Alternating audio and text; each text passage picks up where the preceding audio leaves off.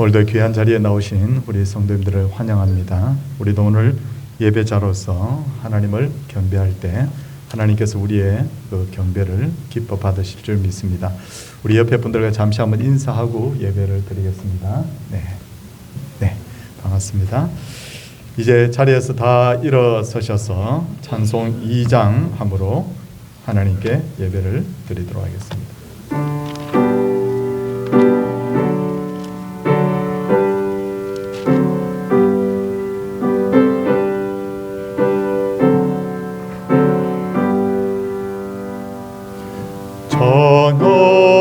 성부 성자 성령 성삼일체께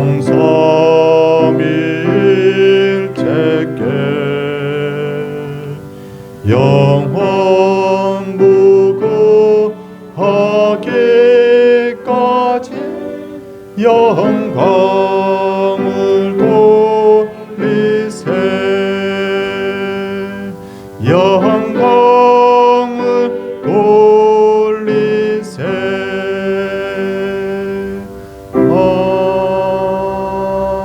아멘. 착석하시기 바랍니다. 교동문은 십계명입니다.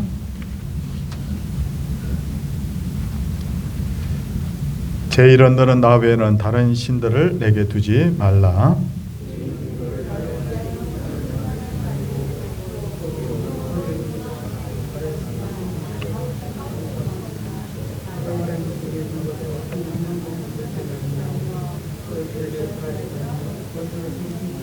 제3은 너는 내 하나님 여호와의 이름을 망령되게 부르지 말라. 제5는 내 부모를 공경하라. 제7은 간음하지 말라. 제9는 내 이웃에 대하여 거짓 증거하지 말라. 아멘. 사도신경으로 우리의 신앙을 고백하겠습니다. 나는 전능하신 아버지 하나님 천지의 창조주를 믿습니다. 나는 그의 유일하신 아들 우리 주 예수 그리스도를 믿습니다. 그는 성령으로 잉태되어 동정녀 마리아에게서 나시고 본디오 빌라도에게 고난을 받아 십자가에 못 박혀 죽으시고 장사된 지 사흘 만에 죽은 자 가운데서 다시 살아나셨으며 하늘에 오르시어 전능하신 아버지 하나님 우편에 앉아 계시다가 거기로부터 살아있는 자와 죽은 자를 심판하러 오십니다. 나는 성령을 믿으며 거룩한 공교회와 성도의 교제와 죄를 용서받는 것과 몸의 부활과 영생을 믿습니다. 아멘. 찬송 250장입니다.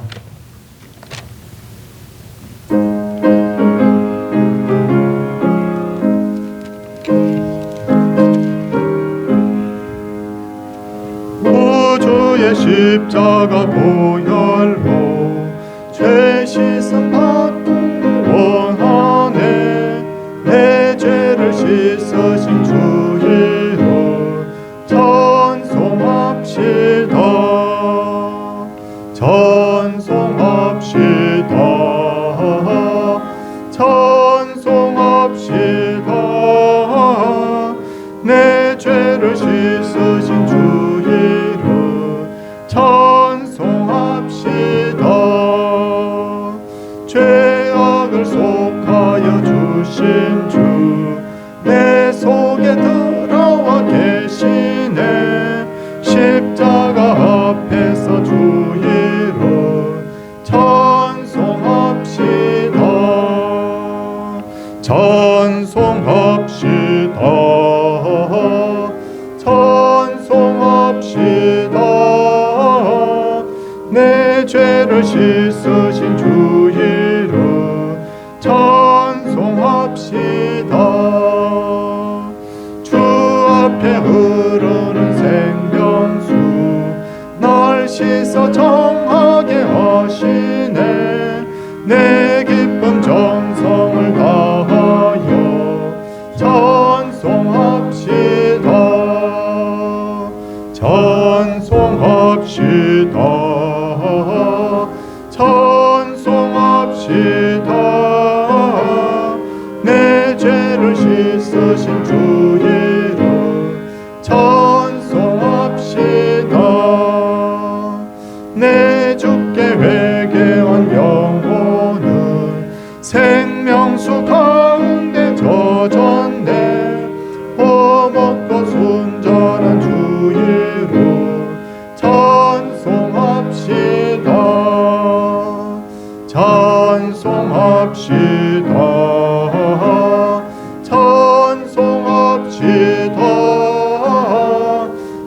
우리의 죄를 씻으신 주 이름 찬송합시다.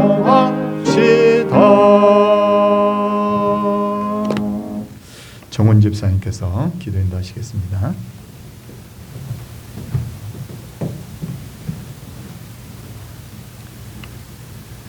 사랑과 은혜가 충만하시고 참 좋으신 아버지 하나님, 지난 한 주간에도 저희 각자의 삶의 터전에서 저희를 지켜주시고 보호해 주시고 주일을 맞아요 저희들 이렇게 변함없이 아버지 앞에 나와서 예배드리도록 인도하여 주시니 감사드리옵나이다. 찬양과 경배를 들으니 기쁘게 받아 주시옵소서. 아버지 하나님, 저희들 지난 날을 되돌아봅니다. 하나님의 자녀로서 그리스도 안에서 순전하게 살아야 할 저희들이 저 육에 속한 자와 마찬가지로 세상 이익을 쫓아 살면서 알고 짓는 죄, 모르고 짓는 죄 많았음을 자복하고 회개하옵나이다. 아버지 하나님, 이란 어쩔 수 없는 저희들을 꾸짖지 마시고 불쌍히 여겨주시기 바라며 이 시간 이후로는 하나님의 자녀로서 바르게 살아갈 수 있도록 저희를 잘못된 습관을 단번에 끊을 수 있도록 은혜 내려 주시옵소서. 이 나라와 이 민족을 위하여 기도드립니다.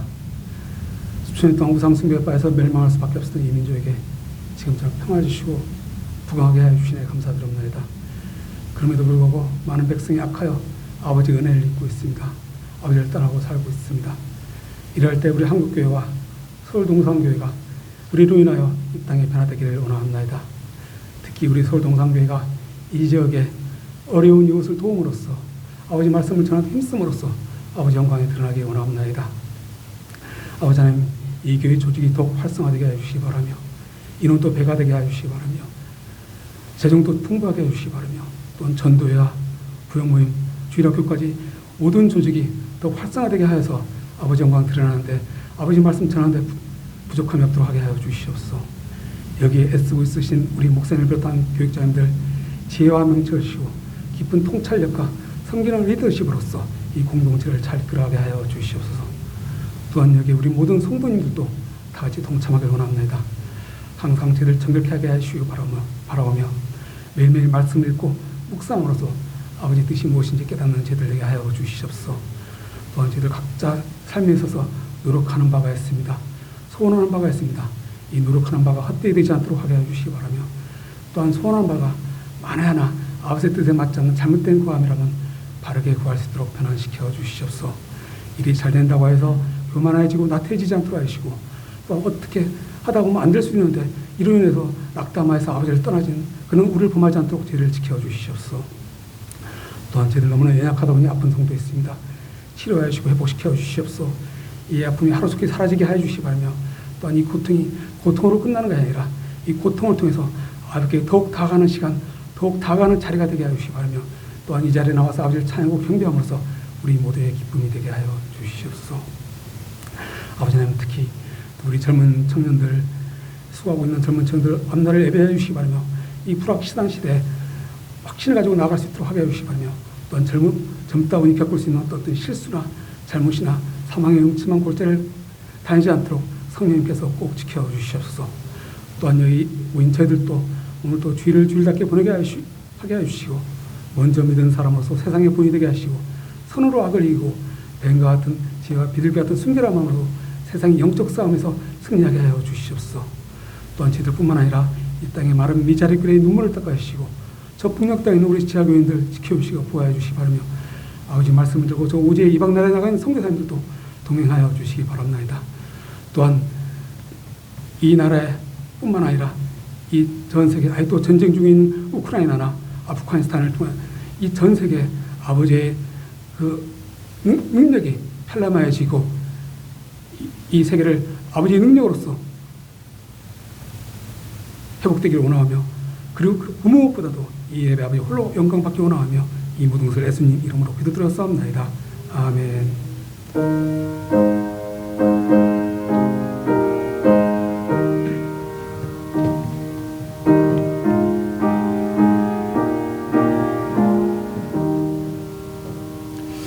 하나님 말씀은 요한복음 1장 43절에서 49절까지 말씀입니다.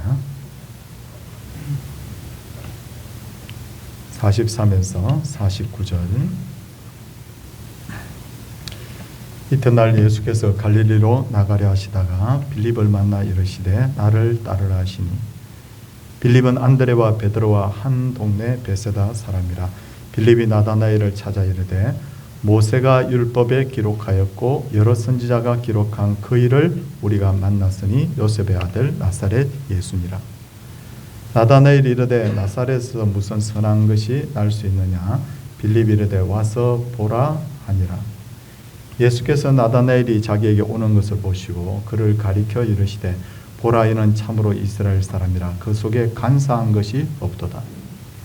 나다나엘이 이르되 어떻게 나를 아시나이까. 예수께서 대답해 이르시되 빌립이 너를 부르기 전에 내가 무화과 나무 아래에 있을 때 보았노라. 나다나엘이 대답하였되 랍비여 당신은 하나님의 아들이시오 당신은 이스라엘의 임금이로소이다. 아멘. 예, 호산나 찬양.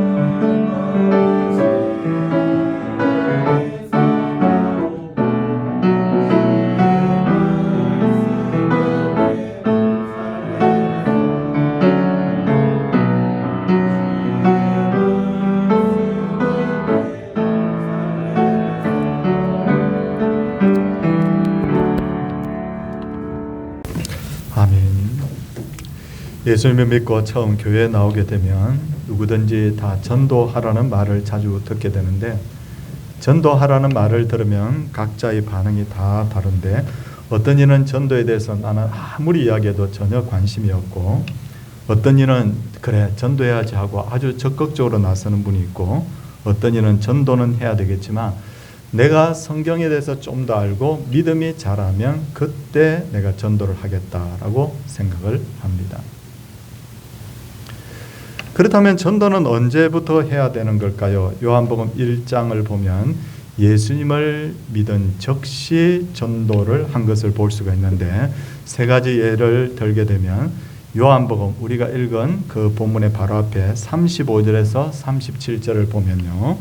또 이튿날 요한이 자기 제자 중 두 사람과 함께 섰다가 예수께서 건의심을 보고 말하되 보라 하나님의 어린 양이로다. 두 제자가 그의 말을 듣고 예수를 따르거늘이라고 했습니다. 그러니까 세례자 요한은 예수님이 바로 하나님이 보내신 인류를 죄에서 구원하실 어린 양이라는 것을 단번에 알아보는 제자들에게 이야기했다는 거죠.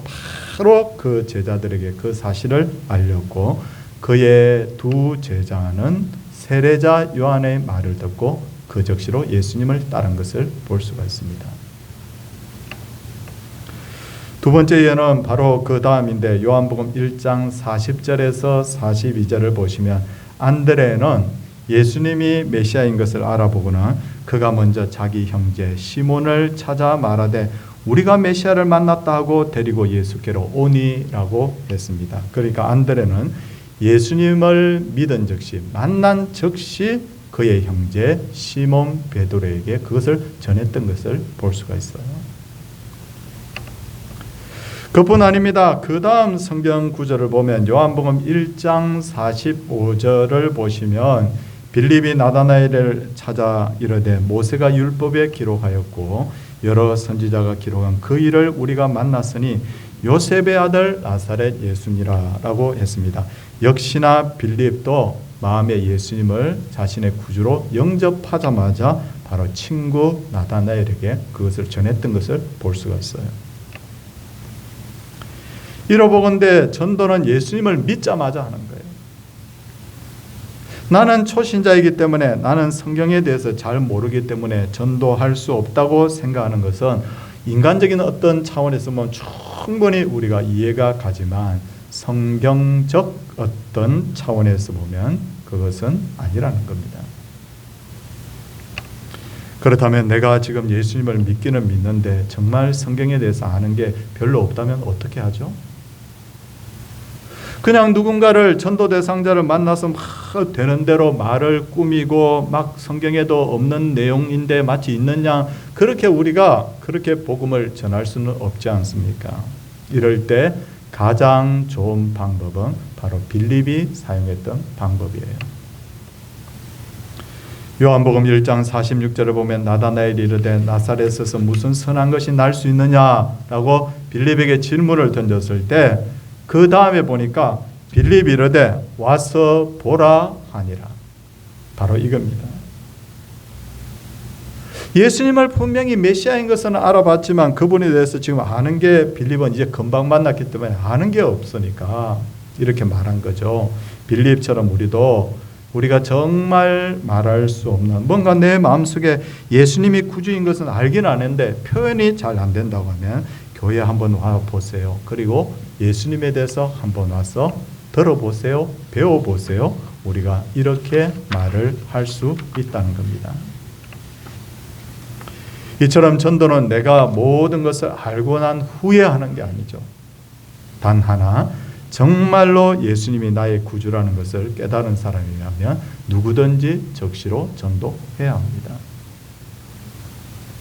근데 많은 이들이 가족과 이웃을 전도해야 하는 줄 알면서도 나중에 좀 있다가 좀 더 기도해보고 좀 더 성경에 대해서 좀 배우고 난 후에 내가 전도하겠다고 하는데 이런 마음을 가진 사람은 시간이 아무리 지나도 거의 전도하지 않는 것을 볼 수가 있어요. 전도서 11장 4절에 보면 이런 말씀이 있습니다. 풍세를 살펴보는 자는 파종하지 못할 것이요 구름만 바라보는 자는 거두지 못하리라. 농부가 봄에 씨를 뿌릴 때 봄이구나, 좀 날씨가 좀 많이 풀렸구나 하면 딱 시간이 거의 됐다 싶을 때 그냥 씨 뿌려야 되고, 가을에도 어느 정도 가을이 무르익었다 싶으면 가을에 추수를 해야 되는데 너무 날짜를 본다는 거예요. 너무 풍세를 본다는 거야. 오늘은 조금 쌀쌀해서 안 되겠어. 오늘은 구름이 너무 많이 껴서 안 되겠어. 오늘은 바람이 너무 많이 불어서 안 되겠어. 이렇게 날짜만 꼽다 보면 결국 봄이 지나가 버려서 추수를 아직 씨앗을 못 뿌린다는 거죠. 가을도 마찬가지입니다. 가을도 너무 많이 어떤 날짜만 계속해서 꼽고 날씨만 계속해서 보다 보면 어느 날 찬바람이 불게 되고 결국 추수하는 일에 실패하게 된다는 거죠. 언젠가는 해야지 하는 마음만 먹다가는 결국 전도하지 못하게 되는 거예요. 더군다나 전도 대상자는 항상 나를 기다려주지 않습니다. 흔히들 사람들이 하는 말이 뭐예요? 사람이 오는 순서는 있어도 가는 순서는 없다. 우리가 이렇게 말하잖아요. 그런데도 마치 우리 자신은 어떤 식으로 마음속에 생각을 하고 있냐. 나는 아직 젊기 때문에 얼마든지 기회가 있어. 아니 우리 부모님, 우리 형제들이 아직은 정정하시니까 좀 있다가 전도해도 되겠지라고 생각하는 경우가 많다는 거예요. 정말 그럴까요? 한번 생각해 보십시오. 언제 하나님이 우리를 부르실지 모릅니다. 가는 순서가 정말 없기 때문에 내 마음속에 감동받는 그 순간이 내가 입을 벌려서 전도해야 될 순간이지, 내가 마치 날씨를 계속해서 풍세를 보는 사람처럼 이래서 오늘은 안 되겠고 저래서 안 되겠고 이렇게 하다가는 아무것도 못한다는 거죠. 그래서 디모데후서 4장 2절을 보면 너는 말씀을 전파하라. 때를 얻든지 못 얻든지 항상 힘쓰라고 하신 겁니다. 그렇다면 성도님들, 이제 전도는 우리가 적시로 해야 되는데 누구에게 가장 먼저 하는 게 좋을까요? 요한복음 1장을 보면 사랑하는 사람에게, 그리고 가까이 있는 사람에게 가장 먼저 전도하는 것이 좋습니다. 세례자 요한은 자기의 제자들에게 먼저 전도했죠. 안드레는 형제 시몬에게 먼저 전도했고요. 빌립은 친구 나다나엘에게 전도했습니다. 그게 요한복음 1장에 나오는 내용이에요. 그런데 이렇게 가까운 사람에게 전도하기 위해서는 신뢰가 반드시 전제가 되어야 합니다. 평소에 말에 대한 신용이 없거나 다른 이들이 보기에 참 이기적인 사람이, 이기적인 행동을 하는 사람이 전도를 한다면 상대방이 그것을 잘 받아들일 가능성이 낮아져요. 그런 의미에서 세례자 요한과 안드레와 빌립은 제자들과 형제와 친구에게 굉장히 신뢰받는 인물이었다는 것을 우리가 짐작할 수 있습니다. 그리고 누군가를 전도하려면 반드시 희생이 있어야 돼요. 말로만 하지 말고 그분에게 시간과 정성을 들이고 지갑을 열고 별품으로써 나의 마음을 느낄 수 있게 해야 됩니다. 저도 여러 사람한테 전도를 하면서 가까운 사람한테 입을 벌려서 예수 믿으라 라고 말하기가 상당히 그게 쉽지가 않더라고요. 차라리 길에서 모르는 사람에게 예수 믿으세요. 이건 더 쉬워요. 어떤 면에서 해보면. 기도하면서 어떻게 하면 가까운 분들에게 전도를 할까 하고 제가 몇 번 사용해 본 방법이 있는데, 그게 뭐냐면 편지를 쓰는 거예요. 편지를 그냥 요즘 같으면 문자 톡톡 보낼 수도 있겠지만, 전 편지를 이렇게 몇 번 입으로 똑똑똑 이렇게 써가지고 보낸 적이 있어요. 어렸을 때 그렇게 했습니다. 어머니, 천국이 있습니다. 저는 어머님이 꼭 예수 믿고 저와 함께 천국 갔으면 좋겠어요. 그렇게 편지를 썼어요. 어머니에게 몇 번이나 제가 편지를 썼던 기억이 있어요. 친구야, 나는 너와 함께 예수 믿기를 원해. 이 땅의 일생이 전부 다 아니잖아. 천국에서 너와 함께 꼭 천국에서 영원히 나는 친구로 지냈으면 좋겠어. 이런 식의 편지.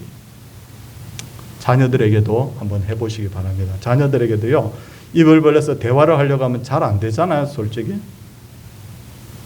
그럴 때 마음을 다 담아서 글로서 표현하는 거예요. 글로서.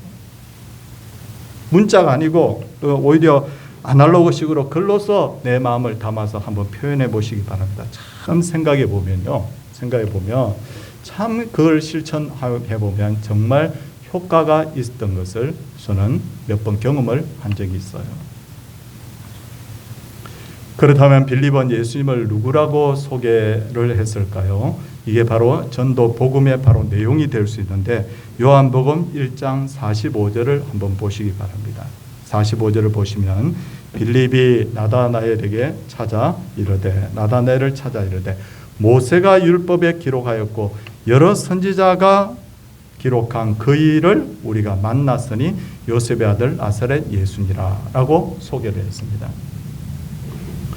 모세가 기록한 율법은 모세 오경이죠. 창세기, 출애굽기, 레위기, 민수기, 신명기 5권의 책. 거기에 기록된 그 일이라는 거예요. 선지자가 기록한 책은 뭐냐? 구약의 역사서와 바로 선지서를 말합니다. 그러니까 여기서 말하는 모세가 기록한 율법과 선지자가 기록한 책은 결국 뭘 의미하는 거예요?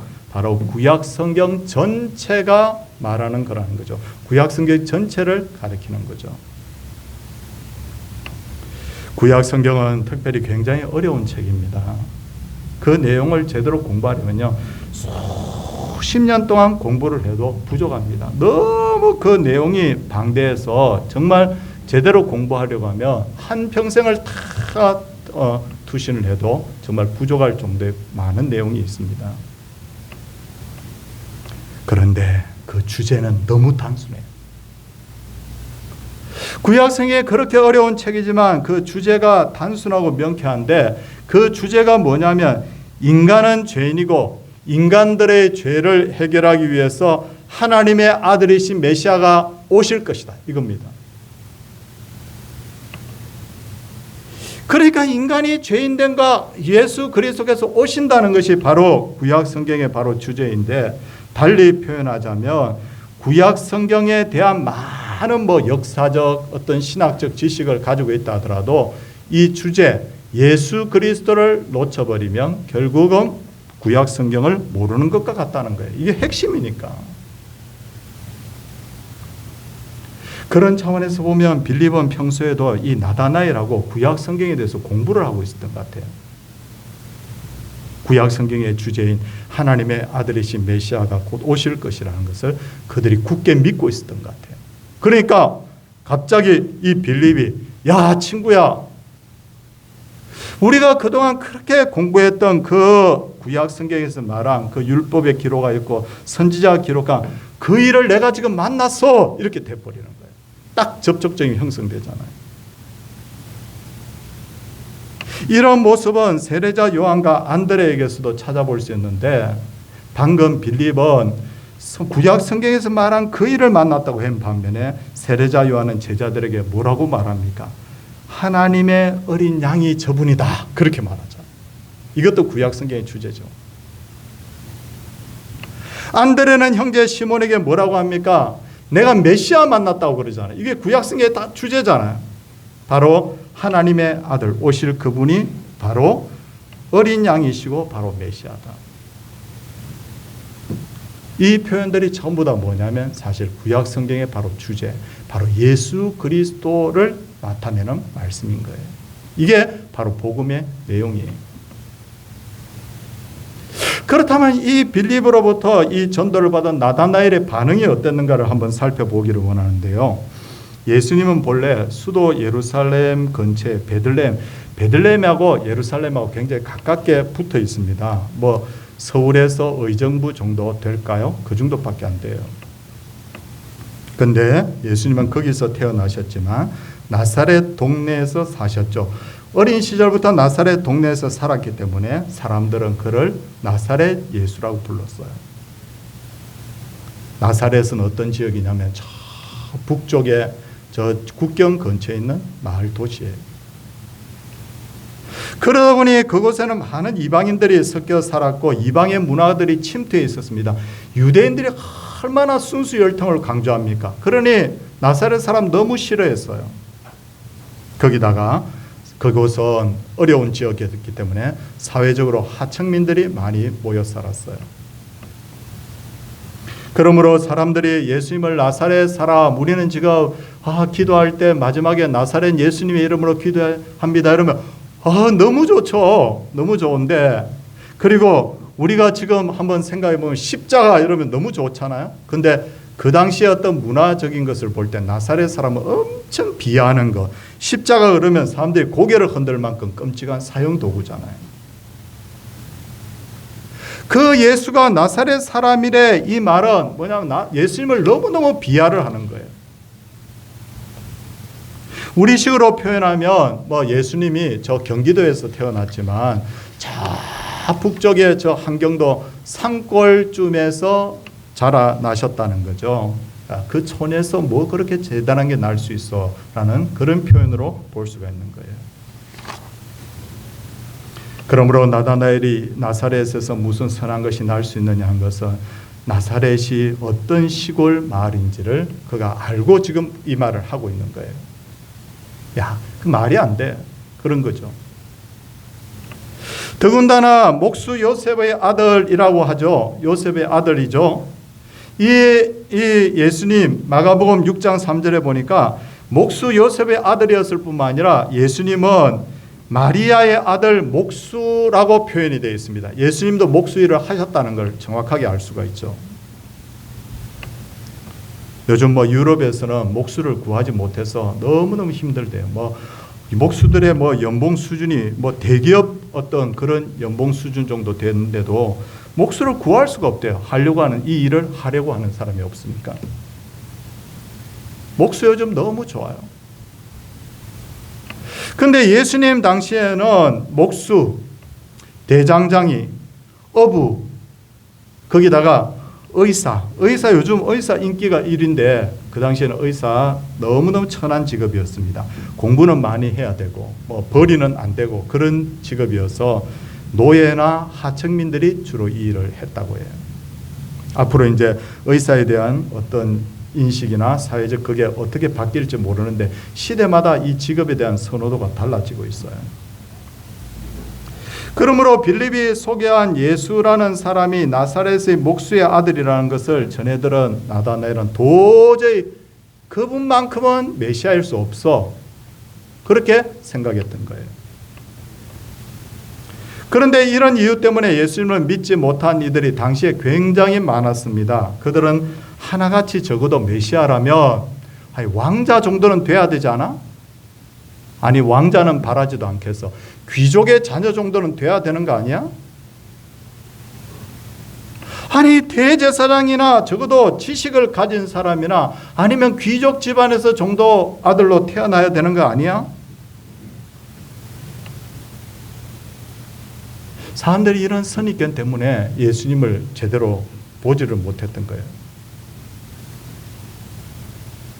그렇다면 중요한 것은 구약 성경은 이 땅에 오실 메시아에 대해서 어떻게 소개하고 있을까요? 이사야서 53장 2절, 너무 잘 아는 말씀인데 제가 또박또박 한번 읽겠습니다.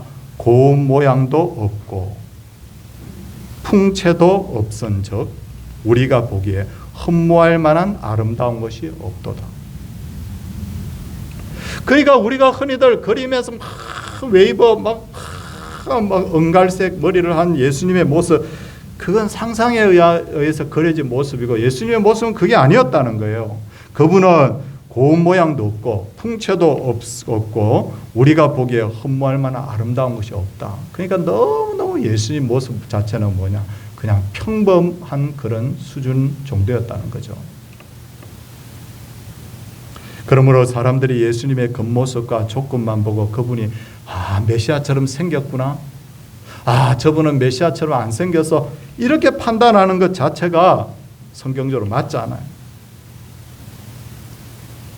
그래서 예수님께서는 나다나엘의 선입견과 잘못된 생각을 고쳐주기로 하는데 그 방법은 나다나엘만 아는 비밀을 예수님이 그에게 공개합니다. 뭡니까?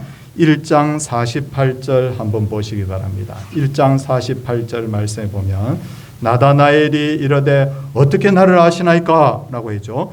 예수께서 대답하여 이르시되 빌립이 너를 부르기 전에 내가 무화과 나무 아래에 있을 때 보았노라 라고 하십니다. 이스라엘은 굉장히 더운 나라예요. 이스라엘 가보니까요, 저는 그때 어떤 생각이 들었냐면 여리고성을 일주일 동안 돌았다고 하는데 생각만 해도 끔찍해요. 30분도 서 있을 수 없어요. 이 더운 나라에다 보니까 잎이 무성한 무화과 나무를 정원수로 심고, 근데 그늘에만 들어가면 시원하니까 경건한 사람들이 그 무화과 나무 아래에 앉아가지고 성경을 연구하거나 기도하는 일이 많았다는 거예요. 그런데 예수님이 태어날 당시에는요, 사람들이 너무 타락해가지고 이렇게 무화과 나무 아래에 앉아서 성경 연구하고 기도하는 사람들이 거의 없었다는 거예요. 아니, 제사장, 바리새인들 이런 사람들은 연구하고 기도했지만 그 사람들의 연구와 기도는 그냥 형식적이었고 거의 없습니다. 이렇게 했던 사람이. 그런데 이런 사회 분위기 속에서 나다나엘은 경건한 사람이었어요. 조상들이 했던 것처럼 그는 성경을 연구하고 기도했는데 그럴 때마다 그에게 가장 큰 소망 중에 하나가 뭐냐면 구약에서 말씀하시던 그 메시아가 와야 되는데 라는 기도 제목, 그걸 아마 가지고 있었던 것 같아요. 그런데 예수님이 딱 오셔가지고 뭐라고 합니까? 빌립이 너를 부르기 전에 내가 무화과 나무 아래에 있을 때 너를 보았다고. 이 말을 들었을 때 나다넬이 그냥 깜짝 놀라는 거예요. 아니, 이분이 굉장히 젊은 이분이 언제 나를 봤을까? 내가 무화과나무 아래에 앉아서 성경 연구하고 기도하고 하는 거 아는 사람이 없는데, 그래서 1장 49절과 같은 고백을 하는데 1장 49절 성도님들 한 번만 더 봐주시기 바랍니다. 1장 49절에 보니까 이 자기만 알고 있는 이 비밀을 예수님이 딱 말씀하셨을 때 나다나엘이 대답하여 랍비여, 당신은 하나님의 아들이시오, 당신은 이스라엘의 임금이로소이다. 성도님들만 아는 은밀한 비밀이 하나 있다고 생각해 보세요. 이건 아무도 몰라. 남편도 몰라, 아내도 몰라, 자식들도 몰라, 나하고 가장 친한 친구도 몰라. 그런데 나만 아는 비밀이야. 그런데 어느 날 예수님이 딱 나타나서 너 이런 비밀 있잖아, 내 마음을 꽉 다 꿰뚫어 보는 것처럼 이렇게 딱 했을 때 우리가 얼마나 놀라겠냐는 거예요. 그 순간에 나다나엘이 하나님의 아들이십니다, 당신은, 이렇게 고백했는데 이 순간에 그의 영안에 떠진 거예요. 아, 이분이 바로 구약 성경에서 말씀하신 메시아구나. 내가 그렇게 기도하고 기다렸던 바로 이분이 바로 메시아구나. 나다넬이 그렇게 된 거죠. 이어서 우리 본문을 읽지는 않았지만 50절 말씀을 보시면요, 예수께서 대답하여 이르시되 내가 너를 무화과나무 아래서 보았다 함으로 믿느냐, 이보다 더 큰 일을 보리라. 내가 너를 무화과나무 아래에 보았다 함으로 그때 주님이시군요, 하나님의 아들이시군요 믿었죠. 근데 더 큰 일을 본다, 이게 무슨 말이냐? 예수님을 하나님의 아들로 알아보는 거, 메시아로 알아보는 거, 그 기본이라는 거예요. 기본. 그럼 더 큰 일을 볼 것인데 더 큰 일이 뭐냐? 예수님이 나중에 무리로 걸으시는 거, 예수님이 죽은 나사로를 살리시는 것, 수많은 병자들을 고치시고 귀신을 내어쫓는 것. 이제 이 상태로 기본은 예수님이 나의 구주십니다부터 해서 쫙쫙쫙 이제 진도가 나가는 거예요. 이게 더 큰 일이에요. 그리고 거기서 최대한 큰 일이 이제 목표를 향해서 나가는데 정말 그들이 경험하게 되는 큰 일이 뭐냐? 예수님이 죽으셨다가 3일 만에 다시 살아나시고 많은 제자들이 보는 가운데서 하늘로 올리오신, 성천하신 것. 이게 이제 더 큰 일의 정점인 거예요. 그 결과 이런 일들을 경험한 제자들은 진정한 예수 그리스도의 이제 제자로 성장해 가는 거예요. 가장 기본이 뭐라고요? 예수님이 나의 구주라는 것을 고백하는 단계. 그 다음에 예수님을 삶 속에서 체험하는 단계. 마침내 우리의 신앙이 어디를 향해 나가야 됩니까? 십자가의 죽음과 부활을 경험하는 단계. 사랑하는 성도님들, 우리가 누굽니까? 성경은 우리에 대해서 이렇게 말합니다. 창세전에 택하신 하나님의 백성들이라고. 우리가 누구입니까? 때가 되매 하나님의 아들 예수께서 오셔서 우리를 당신의 제자로 불러주신 사람이라고. 그래서 우리의 이름은 왕같은 제사장이라고. 그러므로 지금 우리가 해야 될 일이 있습니다. 두 가지 중요한 일이 있어요. 하나는 뭐냐? 더 은혜를 풍성하게 누리는 것. 그리고 또 하나는 뭐냐? 내가 은혜로 받은 그 복음을 만민에게 내가 전하는 거예요. 특히나 사람은 정말 사랑하는 사람에게 가장 소중한 것을 선물하잖아요. 여러분이 가장 사랑하는 사람이 누구입니까? 그 사람에게 우리가 정말 줘야 될 것이 뭐냐면 복음이죠. 천국이 있다는 것을 내가 믿는다고 하면서도 내 사랑하는 사람이 예수님을 믿든지 안 믿든지 내가 정말 침묵하고 있다면 가장 소중한 것을 사랑하는 이에게 주지 않는 거잖아요. 엄마는 너 사랑해. 그래서 뭐 정성을 들이고 돈을 주고 뭘 주는데 너 예수 믿든지 말든지 나는 몰라. 그건 아니잖아요. 정말 배우자를 사랑한다면, 부모와 형제를 사랑한다면, 정말 그들에게 우리가 줘야 될 제일 중요한 선물이 뭔지를 한번 생각해 봐야 된다는 거죠. 그게 뭡니까? 바로 복음을 통해 천국을 소개하는 것. 예수님께서 이렇게 말씀하셨습니다. 그러므로 너희는 가서 모든 민족을 제자로 삼아 아버지와 아들과 성령의 이름으로 세례를 베풀고 내가 너희에게 분바 모든 것을 가르쳐 지키게 하라. 볼지어다 내가 세상 끝날까지 너희와 항상 함께 있으리라. 이게 바로 핵심이에요. 성도님들 오늘 말씀 다 기억하지 못하지만 뭔가 하나라도 동기부여가 전 됐으면 좋겠어요. 그냥 야, 너 교회 가자. 너 예수 믿어야 돼. 이렇게 말할 수도 있겠지만 정말 진지하게 기도하고 난 후에 어떻게 내가 그 복음을 내 사랑하는 사람에게 전할 것인지를 한번 고민을 해보세요. 아, 이렇게 표현해야 되겠구나. 사랑하는 우리 성도님들, 이 복음이 함께하는 가정, 복음이 함께하는 교회, 복음이 함께하는 우리의 삶. 오늘도 이 땅에 오신 예수 그리스도께서 주시는 그 은혜가 우리 모두에게 충만하시기를 주님의 이름으로 소원을 드립니다. 찬송하도록 하겠습니다. 500장입니다.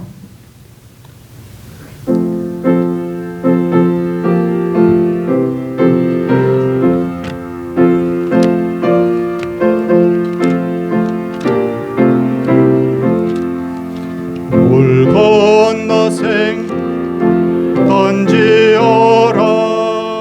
누가 저 형제를 구원하랴. 우리의 가까운 형제이니 이 생명줄로 누가 던지려나. 생명줄 던져, 생명줄 던져, 물속에 빠져간다. 생명줄 던져, 생명줄 던져, 지금 곧 건지어라. 너 빨리 생명줄 던지어라. 형제여 너 어찌 지체하나. 보아라 저 형제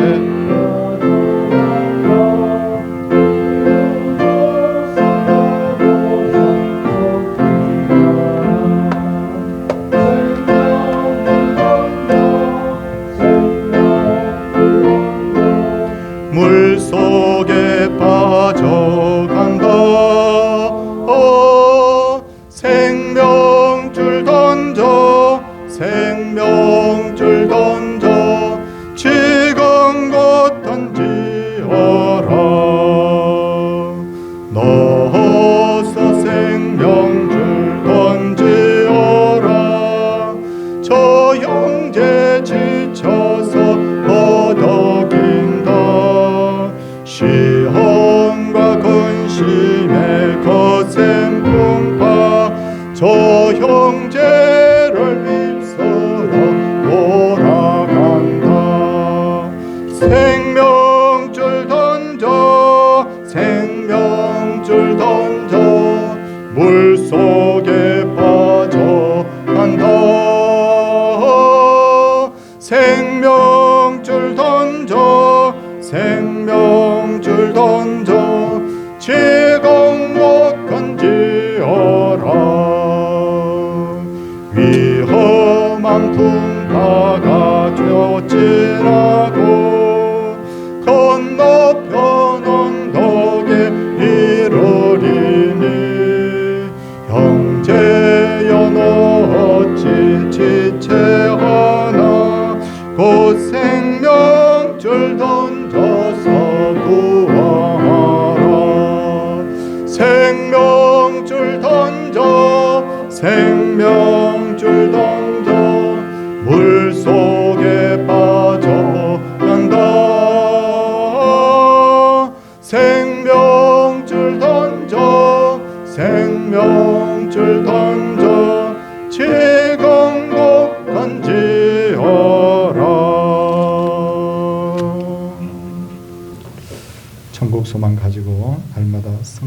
하옵소서. 범사에 감사합니다. 하나님 아버지 감사합니다. 때를 분별할 수 있는 지혜를 주시고 남은 삶 주님의 뜻을 다 이룰 수 있도록 은혜를 더하여 주시옵소서.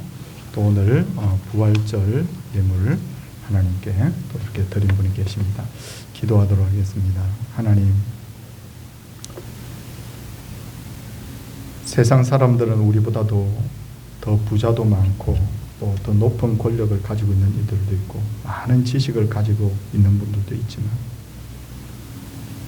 세상 사람들이 절대로 가지고 있지 않는 것, 이것이 바로 복음이고 천국인 줄 믿습니다. 우리가 참 이 세상을 살면서 여러 가지로 어렵고 힘든 일을 만나지만 그러나 세상에서 가장 귀한 복음을 우리가 가지고 있다는 것, 이 사실에 대해서 오늘도 감사하며 감동하는 성도가 되게 하여 주시옵소서. 그리고 세례자 요한이, 그리고 빌립이, 그리고 안드레가 그 제자들과 친구와 그리고 하나님의 그 형제에게 복음을 전했듯이 우리가 입을 벌려 내 사랑하는 자녀에게, 내 사랑하는 부모님에게, 형제들에게, 친구들에게, 이웃들에게 이 복음을 전하기를 원합니다. 하나님, 이 복음을 어떻게 전할까 기도할 때 하나님께서 지혜를 다하여 주시옵시고 만날 수 있게 하여 주시고 접촉점을 가질 수 있도록 하여 주시옵시고 그래서 담대히 이 복음을 전할 때 그들의 마음이 움직일 수 있도록 하나님이여 도와주시옵소서. 우리 성도님들 중에는 가족 구원을 위해서 오랫동안 기도하시는 분들도 있고 이 복음에 대한 깊은 관심을 가지고 어떻게 하면 땅끝까지 이르러 복음 전할까 늘 기도하는 분들이 계시는 줄 아는데 하나님이여 이 기도의 소원대로 이루어지게 하시고 그래서 가정 복음화 그리고 하나님 이 이웃 복음화, 직장 복음화, 학원 복음화, 마침내 이 땅이 복음화되는 놀라운 역사가 있게 하옵소서. 특별히 하나님의 은혜를 구합니다. 주님, 늘 기도합니다. 우리 사랑하는 성도들 중에 몸이 아파서 힘들어하는 분들이 계십니다. 정작 몸 아픈 것이 자신의 일이 되고 보면 얼마나 답답하고 얼마나 고통스러운지 하나님이 오늘도 이분들을 찾아가 위로하여 주시고 우리는 끊임없이 그들을 위하여 기도하는데 이분들이 꼭 병에서 놓일 수 있도록 그들의 건강이 회복될 수 있도록 그래서 남은 여생을 하나님의 영광을 위해서 살아갈 수 있도록 하나님께서 은혜 위에 은혜를 다하여 주시옵소서.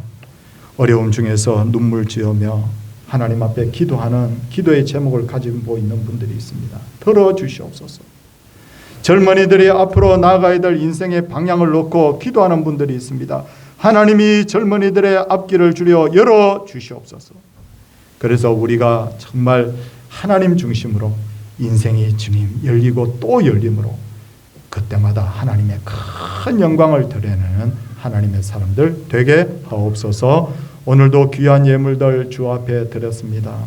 11조와 감사 예물과 전도 선교 예물과 그리고 건축 예물과 주정 예물을 구별하여 주 앞에 드렸사온데 하나님께서 이 모든 드린 손길들이 주 앞에서 복을 누리게 하시고 이 예물들을 통하여서 오병이의 기적의 역사가 나타나 하나님의 일을 더 풍성하게 할 수 있도록 하나님 물질의 복도 우리 성도들과 교회에 허락하여 주시옵소서.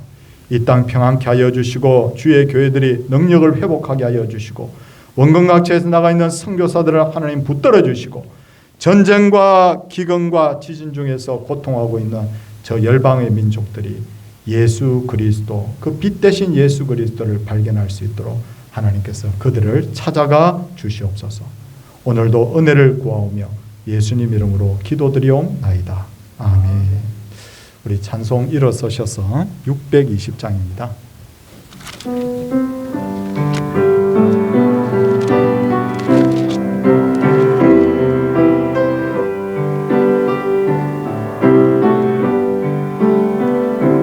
여기에 모인 우리 주의 온종 받은 자여라 주께서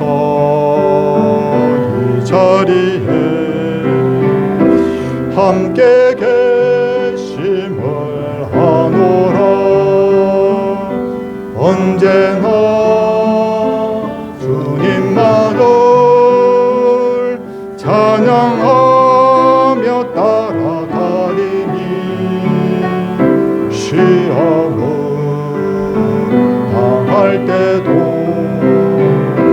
함께 계심을 믿노라. 이 믿음 더욱 굳세라. 주가 지켜주신다. 어두운 밤에도 주의 밝음 인도하여 주신다. 주 예수 그리스도의 은혜와 하나님의 무궁하신 사랑과 오늘도 성령님의 감화 감동하심의 그 역사가 하나님의 백성들을 위해, 그리고 우리가 복음을 전해야 될 그 자녀들, 그 가족들 위에와 그 가정예와 교회 위에 이제로부터 영원토록 함께 있을지어다. 아멘.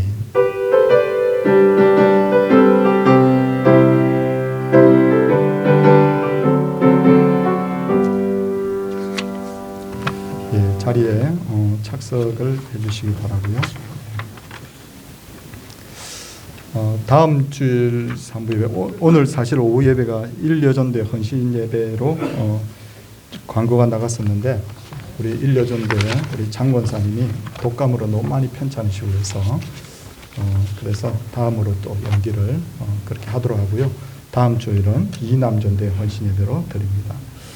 오늘 셋째 주입니다. 그래서 노방전도 및 길거리 청소를 하게 됩니다. 전도지 가지고 가실 분은 또 가시고, 아니면 또 내가 청소를 옆에서 하면서 돕고, 우리 전부 다 나가서 이렇게 복음 전할 수 있으면 좋겠습니다. 예, 그리고 2부 예배 때는 유아 세리식이 있고요. 대신방 이번 주 다가오는 주에 북부구역, 창동 5구역, 도봉 2구역 그렇게 하게 됩니다. 담당 장로님, 권사님 잘 확인해 주시고 또 봉사해 주시기 바랍니다. 가정의 날 우리가 의미 있게 좀 더 보내기 위해서 우리 가족 사진을 전시회를 하고자 하는데 꼭 좀 제출해 주시기를 부탁을 드립니다.